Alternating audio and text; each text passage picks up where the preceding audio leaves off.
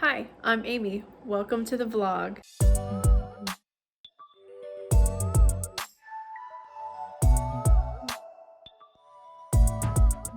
Hey guys, in today's video, we are going to be making pumpkin bread.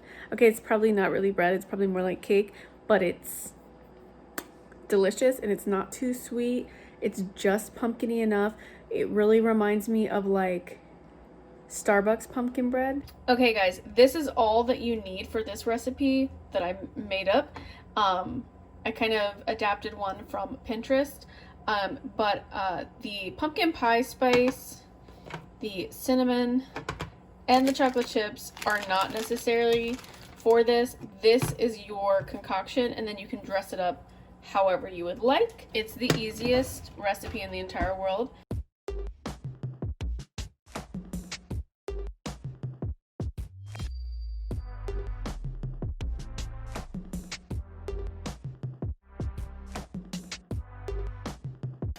Alright, so now we have this beautiful situation happening right here.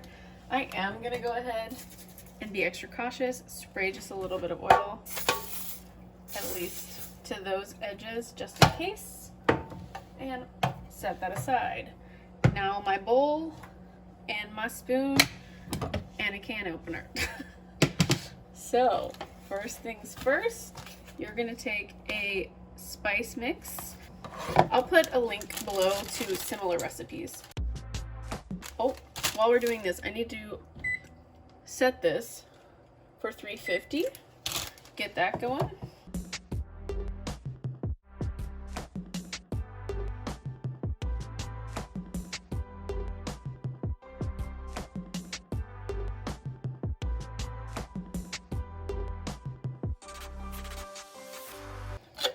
Now I know that 100% pumpkin doesn't have a lot of like sugar sweetness flavor. This is gonna just taste kind of like a sweet potato kind of flavor. So that is why I go ahead and add my own pumpkin pie seasoning and cinnamon, even though the cake mix does have cinnamon and nutmeg in it. I just like it to be a little more festive, okay? I'm gonna take what I would consider to be like half of a teaspoon of the pumpkin pie, and then for cinnamon I'm going to just probably do about the same. It's a little bit thinner than the pumpkin. And I am not a flavor expert or a baker, clearly, because I don't measure anything. So normally what I do is I just go by smell. So I'm gonna mix this up.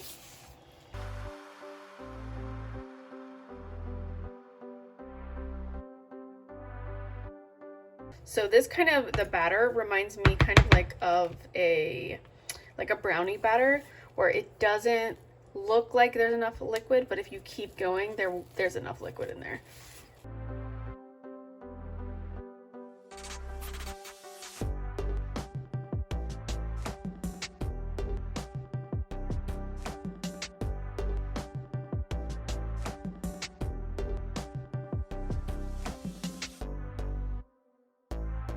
Now, if you feel like this is too dry for you, you're too scared, I have seen that people will add eggs to this.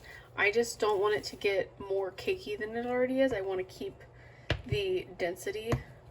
So maybe adding a little bit of oil, which I'm going to refer to brownies because it's like the only thing I cook. I know that if you want your brownies more fudgy, you go more oil. So maybe if you wanted to, you could add a little bit of oil. So this batter is very thick.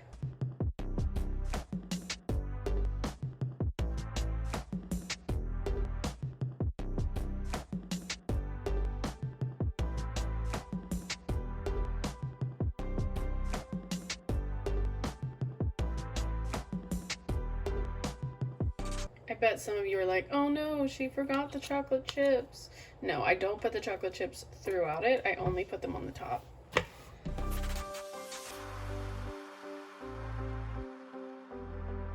And we're gonna cook it for probably, I'll probably do like 30 minutes and then check on it, and then be checking on it from then, but it should take like 30 to 45 minutes. if you're an actual pumpkin fan, then you know that pumpkin itself doesn't have it's not very sweet of a flavor. I know that pumpkin spice lattes kind of changed the game because they're a little bit different than actual pumpkin. But so that's why I like this as like a bread, because it feels more like a bread to me, like the flavor profile. But then I like to add the chocolate chips just to give me a little more, and I do like a lot of chocolate chips, so I just sprinkle them on the top.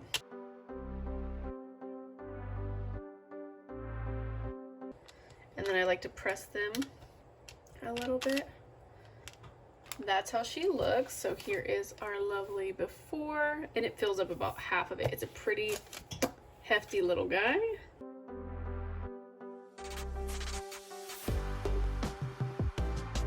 And now we wait.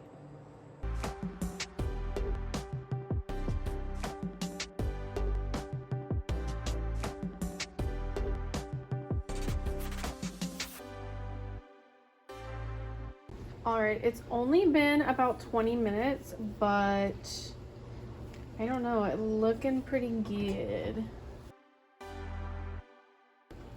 Oh my god, guys. Okay. Ugh, I wish you could smell this. Look at how beautiful she rose. Love it. Alright, I have these little skewers to do like, you know, kebabs. I'm gonna try to not hit a chocolate chip because that will disturb my reading. And I'm going all the way to the bottom. And as you can see, there's a little bit left on it. So I'm gonna let it go a little bit longer because I do want it to hold its shape kind of like bread a little bit more. So I do want to make sure it's not too soft on the inside, and I don't want to press that down. So I'm going to put her back in. Alright, so it's been in there 20 minutes and I said 30 to 45. I don't think it's going to need 45 minutes at all. I am going to, now that I've hit the 20-minute mark, I'm going to check on it, I think every like 5 minutes. Not a baker. No clue what I'm doing, but I think 5 minutes will be good. I will let you know with the next check-in. Okay, I just pulled this out of the oven. I almost missed my 5-minute mark. It did actually, it looks like, I think, just rise a little bit more, which is a good thing. So I'm gonna take the other half of that stick, drive her in here to a new hole. That's quite wet right there. All right, so maybe 45 minutes would be right. Maybe I'm just crazy. So I'm gonna wait another 10 minutes this time, I guess. Maybe I was wrong. Maybe you will need 30 to 45 minutes because that was still quite wet. So I'm going to try and give it 10 minutes this time before I check it. You know?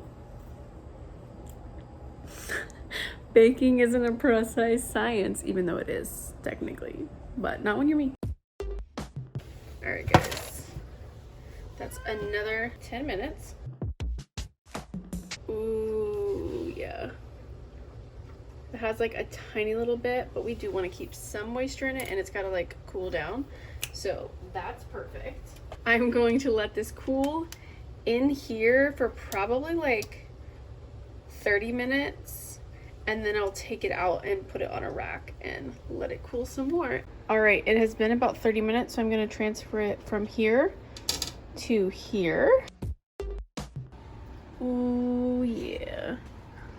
And as you see, it did sink here in the bottom, or in the center. So I would definitely do like 35 to 45 minutes. I definitely should not have been pulling it out every 5 minutes after 20 minutes.